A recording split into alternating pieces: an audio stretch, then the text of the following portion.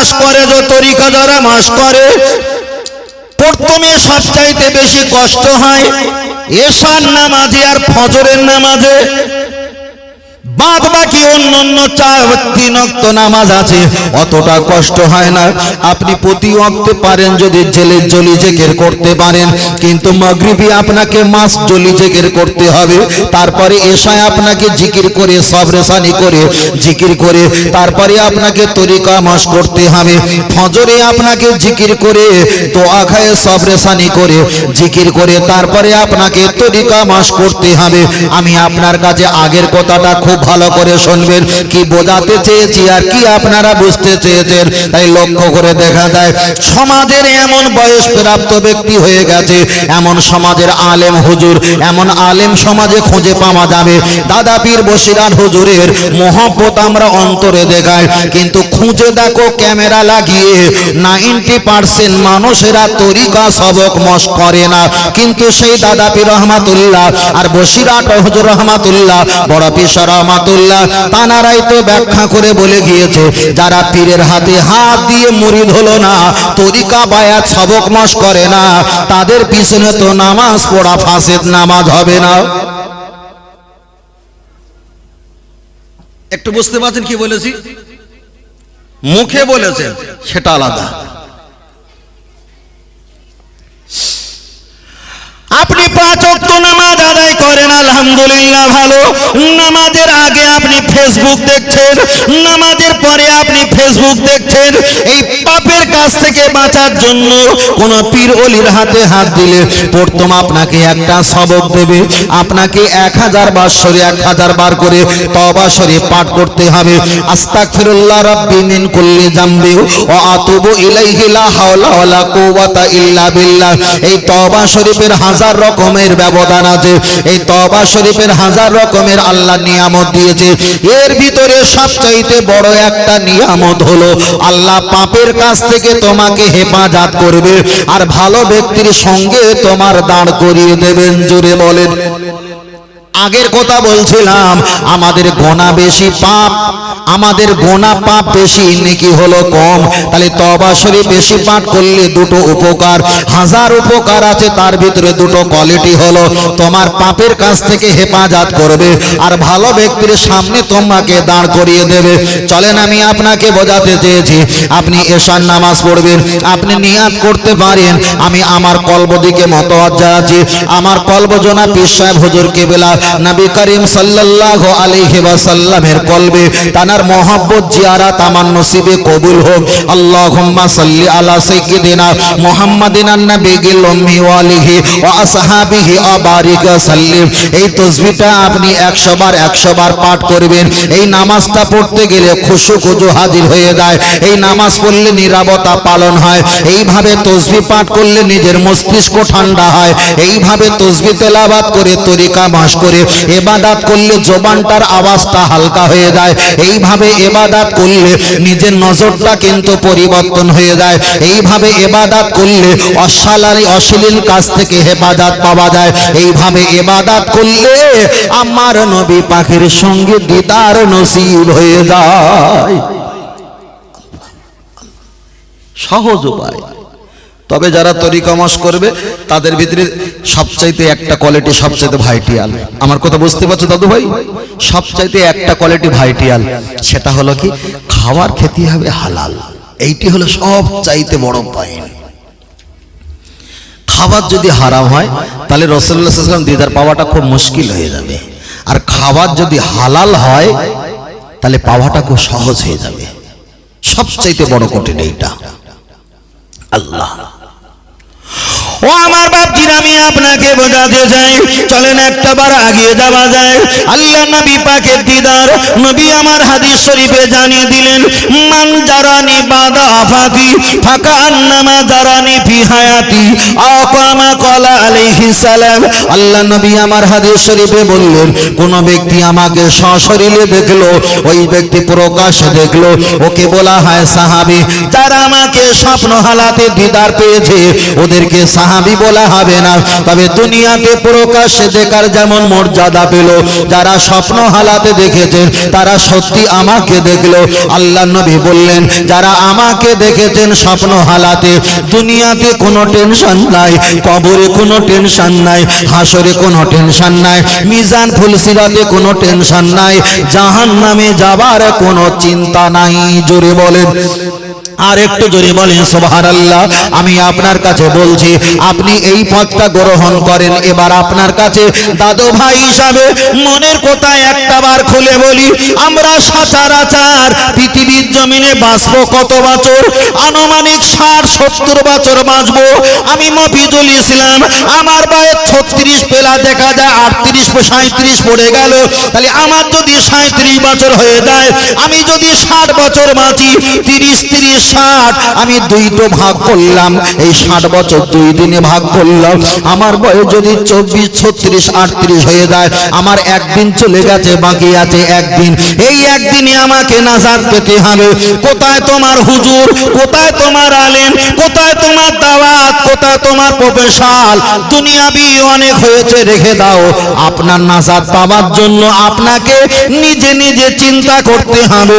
তাই আল্লাহর কোরআন বললেন, মান আরাফা নাফসাহু, কোন ব্যক্তি যদি নিজে নিজেকে নিয়ে ভাবে আর চিন্তা করে, ফাকাদ আরাফা রাব্বাহু, ওই ব্যক্তি আমি আল্লাহ আমার কাছেই তো সহজে পৌঁছে যাবে।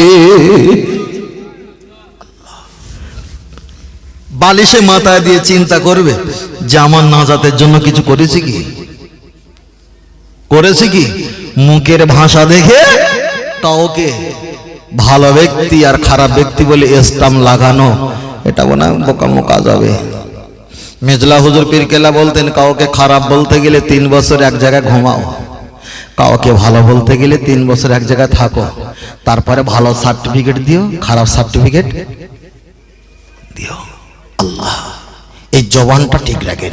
রাসূল বলেছেন, দুটো জিনিস ঠিক রাখবে, 2 পাশার মাঝখানে, 2 ঠোঁটের মাঝখানে, দুটো জিনিস ঠিক রাখবে, তোমাদের নাজাত দেওয়ার জন্য আমি রাসূল শাফাআতকারী হয়ে যাব। বলুন সুবহানাল্লাহ।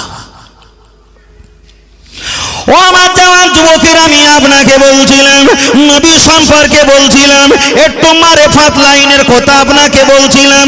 কেন আমরা গোলাম ফুরফুরা আবু বকর সিদ্দিক রাহমাতুল্লাহ আলাইহি, বশিরাত আল্লামা রাহমাতুল্লাহ আলাইহির ক্যাটাগরি মানুষ, তাদের রূহানি সন্তান, তাদের মহব্বতের মানুষ।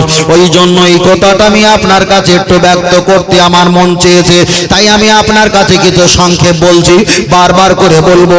এবার আপনি ফজরের নামাজে, আপনার নামাজ ফজরের নামাজে যদি 5টার সময় 5:15 কিংবা 5টার সময় যদি ইমাম সাহেব মুয়াজ্জিন সাহেব ফজরের আজান দেয়, আপনি একটাবার অ্যালার্ম দিয়ে রাখেন 8 ঘন্টা আগে, 1 ঘন্টা আগে আপনি 10-15 মিনিট ইস্তেঞ্জা, রাফা, হাসাদ, পায়খানা সরঞ্জামগুলো করে নেন, পোশাকটা পরে নেন। আপনি কমপক্ষে 4 রাকাত, কমপক্ষে 8 রাকাত, কমপক্ষে 12 রাকাত আপনি একটু তাহাজ্জুদ নামাজ পড়ে নেন। তাহলে সেই যখন ফজরে উঠবো, যদি আমি আধা ঘন্টা আগে উঠে যাই, তাহলে ফজরের আগে, ওয়াক্তের আগে আমার তাহাজ্জুদটা পড়া হয়ে যাবে। আপনি যদি তাহাজ্জুদের নামাজে, আমি আপনাকে বলছি, সেজদা গিয়ে সুবহান রাব্বিয়াল আলা, সুবহান রাব্বিয়াল আলা, এই তাসবিহটা আপনি 3 বার পড়ে নেবেন। আর ওই সেজদা গিয়ে আর কোনো তাসবিহ পড়ার দরকার নেই। কি চাওয়া সব সেজদা গিয়ে চাও, কি অভিযোগ সব সেজদা গিয়ে করো, কি কান্নাকাটি সব সেজদা গিয়ে করো, কি আল্লাহর কাছে বিচার দেবে সব সেজদা গিয়ে বিচার দাও। নবী আমার বলেছেন, পৃথিবীর জমিনে দোয়া কবুল হয় অনেকটা সিস্টেমে, অনেকটা পদ্ধতিতে। আসজুদু লিল্লাহ, কোন বান্দা যদি আল্লাহর নামে সেজদা দেয়, সেজদা দিয়ে ওই সেজদার ভিতরে গিয়ে আল্লাহর কাছে অভিযোগ জানায়, আল্লাহর কাছে সাহায্য চায়। আমার আল্লাহর নবী বলেছে, আমার আল্লাহ প্রত্যন্ত আসমানে এসে ওই বান্দা রহমত দেওয়ার জন্য প্রস্তুতি হয়ে যায়। আর একটু জোরে হবে না? এখানে যারা আছেন একদম চ্যালেঞ্জ নিয়েই বলছি, সেজদাতে কোন সমান্তরে বাংলায় আল্লাহর কাছে দোয়া চেয়েছি? একদম বুকে হাত দিয়ে বলি,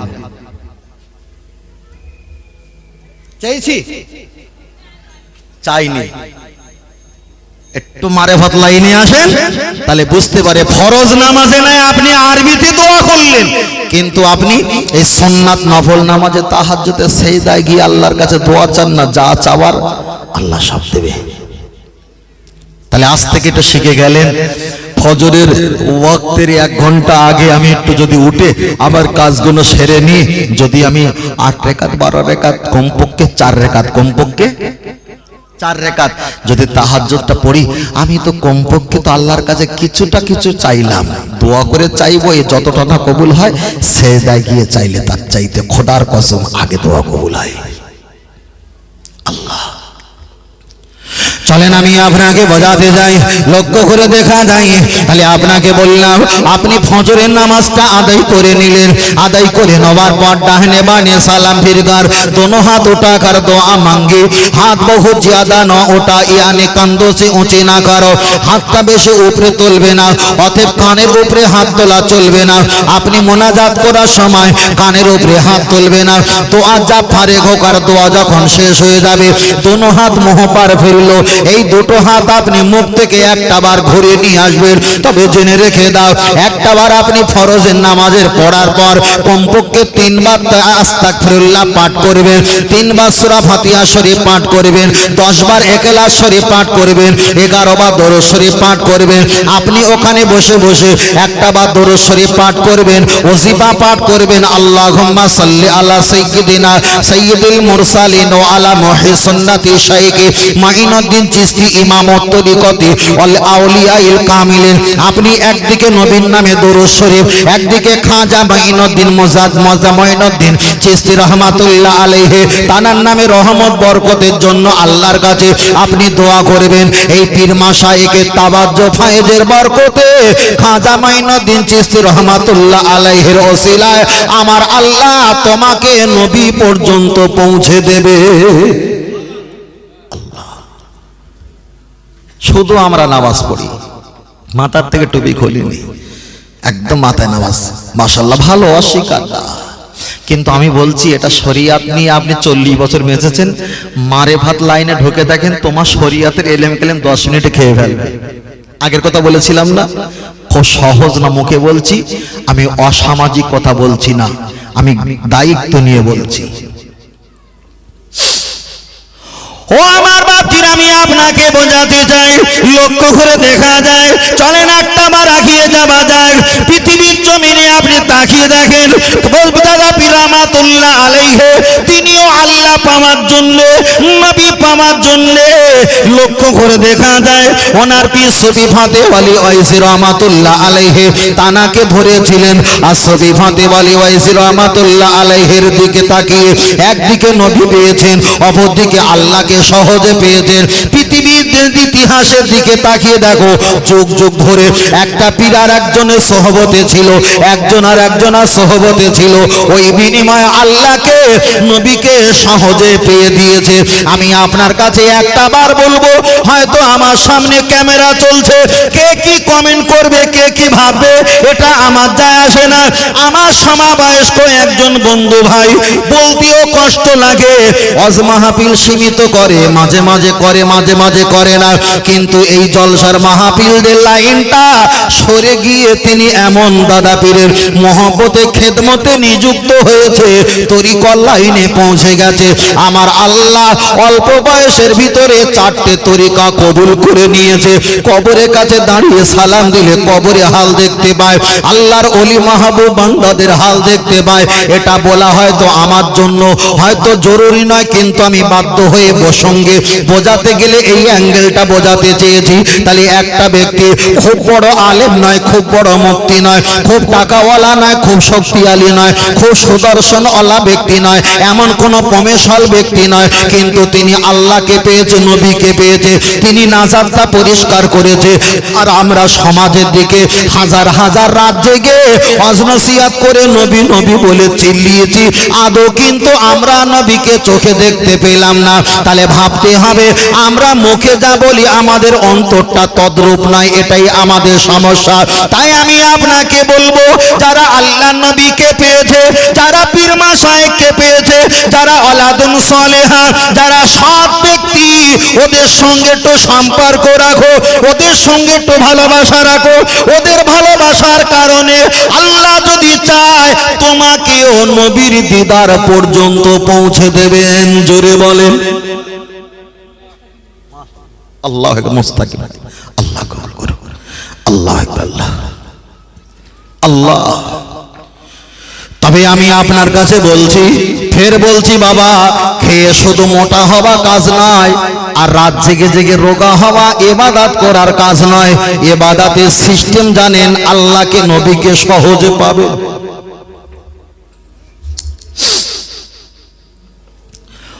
ও আমার যাওয়া যুবকের, আমি আপনাকে বোঝাই, তাহলে একটা বার আগিয়ে যাওয়া যায়।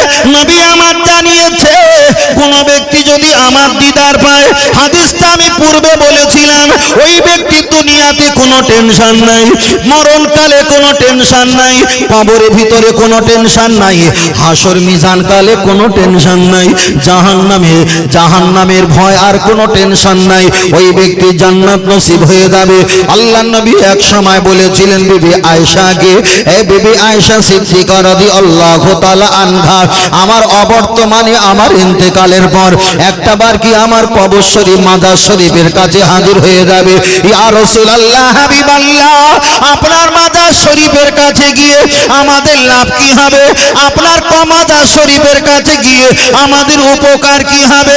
নবী আমার জানিয়েছিলেন, বিবি রে, আমার মাজার শরীফের কাছে কোন ঈমানদার ব্যক্তি যদি হাজির হয়ে যায়, মানজারা কবরিন, কোন ব্যক্তি যদি আমার কবর শরীফটা দেখতে পায়, অজাবাত লাহু শাফাআতি, ওই ব্যক্তির জান্নাতি দেওয়ার জন্য আমি রাসূলুল্লাহ শাফাআতকারী হয়ে যাব। জোরে বলেন সুবহানাল্লাহ। আল্লাহ নবীর মাজার শরীফটা দেখলে ওই ব্যক্তির জান্নাতে দেওয়ার জন্য নবী যদি দায়িত্ব নেয়, ও আমার সোনার ভাইরা, কোন ব্যক্তি যদি নবীকে দিদার পায়, আর কি কোনো টেনশন থাকে? এতগুলো কথা বলার ভিতরে উদ্দেশ্য এটা। আল্লাহ। আম্মা জান আয়েশা সিদ্দিকা রাদিয়াল্লাহু তাআলা আনহা আল্লাহ নবীকে বললেন, ইয়া রাসূলুল্লাহ, হাবিবাল্লাহ, তাহলে আপনার মাজার শরীফের কাছে গিয়ে কি করা দরকার?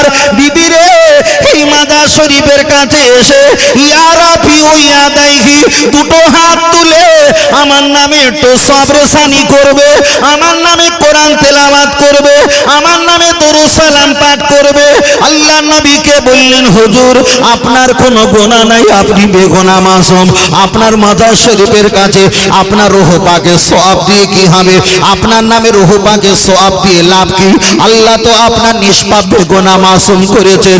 নবী আমার বললেন, বিবি আয়েশা সিদ্দিকা রাদিয়াল্লাহু তাআলা আনহা, আমার কোনো নেকির প্রয়োজন নাই, আমার কোনো সওয়াবের প্রয়োজন নাই, তবে এই জায়গায় দাঁড়িয়ে আমার নামে রূহ পাকে সওয়াব পৌঁছাবে, আমার নামে নেকি দান করবে।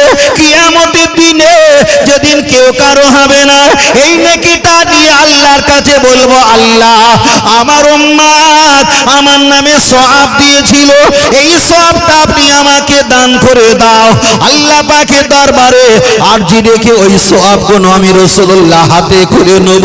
আল্লাহর যখন বিচারের দিনে আমার উম্মতের নেকির পাল্লা যখন হালকা হয়ে যাবে, আমি রাসূলুল্লাহ আমার উম্মতকে এত ভালোবাসি, এত মহব্বত করি, যাদের জন্য আমি ঘুমাতে পারলাম না, যাদের জন্য পেট ভরে খেতে পারলাম না, যাদের জন্য আমি রাতকে রাত কেঁদেছি, এমন কেঁদেছি গলা থেকে রক্ত নির্গত হয়েছে।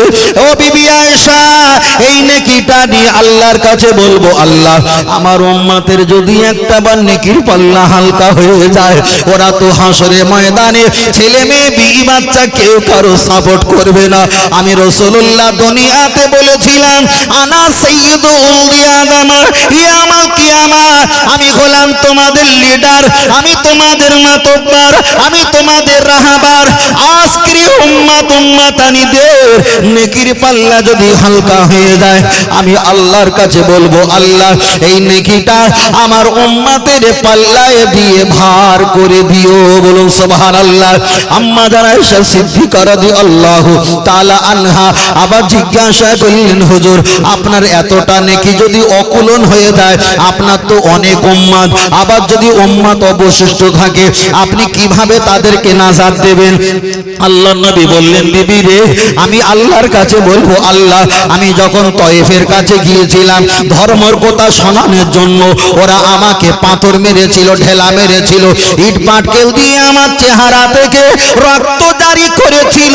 আল্লাহর কাছে বলবো, আল্লাহ ওই রক্তটা দিয়ে আপনি দুনিয়াতে কারো দেবেন না, ওই রক্তটা আপনি আমাকে ফিরিয়ে দাও।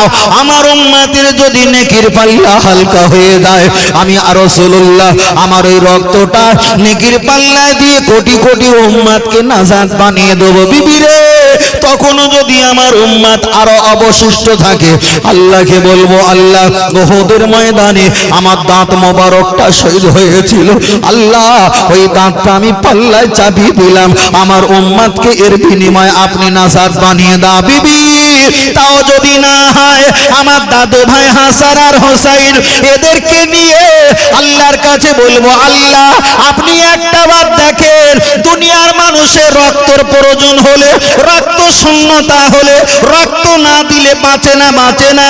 ইসলাম একদিন রক্ত শূন্যতা হয়ে গিয়েছিল, তাই ইমাম হাসান আর হোসাইন রাদিয়াল্লাহু তাআলা আনহু এদের রক্তের বিনিময়ে ইসলাম তরুতাজা হয়েছিল। আল্লাহ আজকে ইমাম আর হাসান হোসাইন আমার দাদু ভাই নানু ভাইকে আমি আজকে নিয়ে হাজির হয়ে গেলাম। আল্লাহ এদেরকে পাল্লায় বসিয়ে দিলাম। এরা যতটা ওজন ভারী মর্যাদা, এই কারণে ওজনে আমার কোটি কোটি উম্মতের নেকির পাল্লাটা ভারী করে দিও। আমার নবী বললেন, বিবি আয়েশা সিদ্দিকা রাদিয়াল্লাহু তাআলা আনহা, তাতেও যদি আমার উম্মত অবশিষ্ট থেকে থাকে, আমি রাসূল বলেছি, আনা আউয়ালু শাফির, আমি তোমাদের প্রথম সুপারিশকারী, আমি তোমাদের প্রথম সুপারিশ করব। তবে জেনে রেখে দাও, ওই বিবি আয়েশা সিদ্দিকা আল্লাহর কাছে বলবো, আল্লাহ আপনার কাছে শেষ আরজি, আমার আব্বাকে হারিয়েছিলে, আমার মাকে হারিয়েছিলে, আমার বাড়ি পরিবার অনেককে হারিয়েছিলে, আমাকে একা করেছিলে, আল্লাহ আজকে আপনার কাছে এসেছি, আপনি আমার দিকে বরকতময় নজরে তাকাও। আমার আল্লাহর কোরআন জানিয়ে দিয়েছেন 30 পারা সূরা দোহাতে, ওয়ালাল আখিরাতু খায়রুল লাকা মিনাল উলা। এ আমার হাবিব, তোমার দুনিয়াতে কষ্ট দিলাম, তোমার নিজের জন্মভূমি ছেড়ে অপরের জন্মভূমিতে বসবাস করালাম, তোমার প্রতিবেশী থেকে দূরে সরিয়ে রাখলাম, ওয়ালাল আখিরাতু খায়রুল লাকা মিনাল উলা। হাবিব, দুনিয়াতে তোমার কষ্ট দিয়েছি, কিন্তু আখিরাতে তোমার কষ্ট দেব না। পৃথিবীর নবীদেরকে ঈসা, মুসা, দাউদ, ইউসুফ, জাকারিয়া, লূত, ইব্রাহিম, तमाम পৃথিবীর যত নবী আছে, আমি আল্লাহ যা বলবো ওরা পালন করবে। আজ আমার হাবিব যা বলবে, আমি আল্লাহ সেটাই পালন করে নিয়ে নেব। আর একটু জোরে বলে সুবহানাল্লাহ।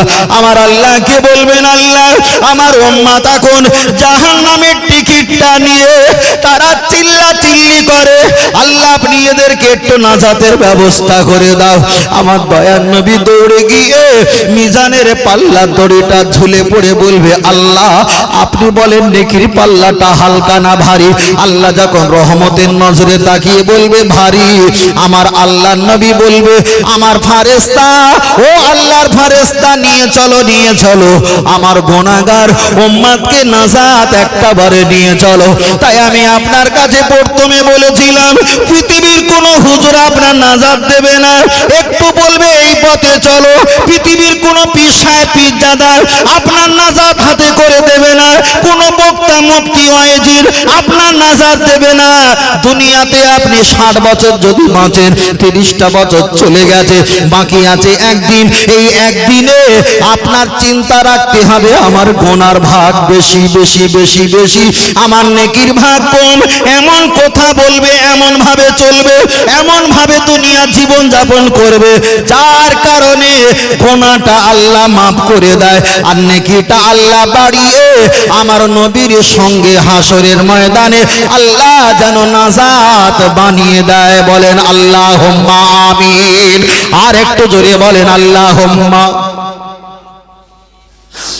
বারবার করে বলছি, নাজাত পাওয়া শুধু নামাজ, রোজা, হজ, যাকাত, ভাই এগুলো বড় ইবাদত করা লাগবে, কিন্তু যারা শরিয়াতের বড় আলেম, কোন আধ্যাত্মিক জগতের মানুষের কাছে গেলে 40 বছরে অজনসিয়াত, বক্তব্য, ফতোয়াগিরি 10 মিনিটে গিলে খাবে। কথাটা খেয়াল আছে? বাবা তুমি কি পেয়েছো? যা কিছু পাইনি বাবা দুনিয়াতেও পাওনি, পরকালেও পাবে না, বলেই দেবে। বারবার করে বলছি, নিজের নাজাতের জন্য নিজেকে ভাবা লাগবে, পরের দিকে তাকিয়ে অপরকে গালাগালি দিয়ে নিজের কবর নিজে খোঁড়া বোকামো কাজ। আল্লাহ চালাও সে পথে যে পথে তোমার প্রিয়জন গেছে চলি। সকলে বলি আল্লাহুম্মা, আরেকটা সকলে বলি আল্লাহুম্মা। পিছন থেকে তাকবীর দেই, নারে তাকবীর। বড় ভাই আরেকটু জোরসে আওয়াজ উঠাও, নারে তাকবীর, নারে তাকবীর। আহলে সুন্নাত আল জামাত, আহলে সুন্নাত আল জামাত সিলসিলাহ ফুরফুরা শরীফ, মদিনা মক্কা শরীফ প্রতি বছরের ন্যায় এবছরে বিশ্বনবী দিবস। নারে তাকবীর। একটু প্রাণ ভরে আওয়াজ দিয়ে একটু সকলে দরুদ শরীফ পড়ি বাবা, দরুদ শরীফ। আল্লাহুম্মা পড়েন, জোরে পড়ো বাবা। ওয়া আলা আলি,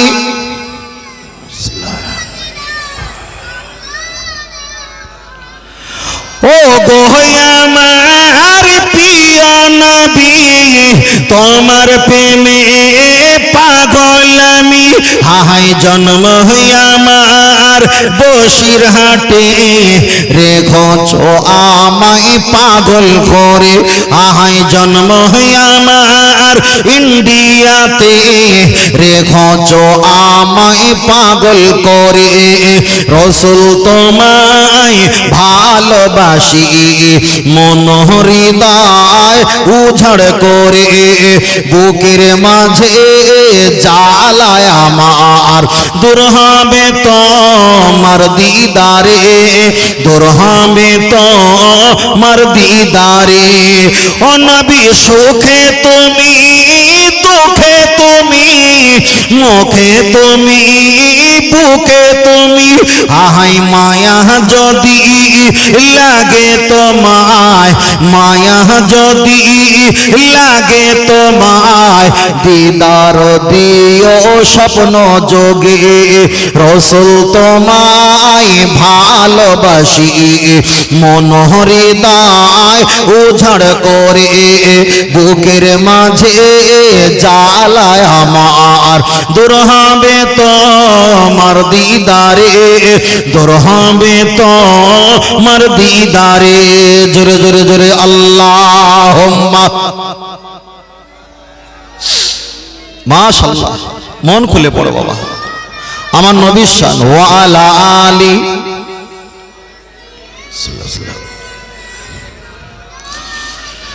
সাল্লাল্লাহু আলাইহি ওয়াসাল্লাম। আগামী কালকের একটা জলসা ছিলাম বাঁকুড়া জেলাতে। খণ্ডঘোষ নাম শুনেছেন ছেলেরা হয়তো? খণ্ডঘোষ শক্তিগড় হয়ে যেতে হয়। খণ্ডঘোষ মানে বর্ধমানের একেবারে লাস্ট আর বাঁকুড়া শুরু, বুঝলেন না?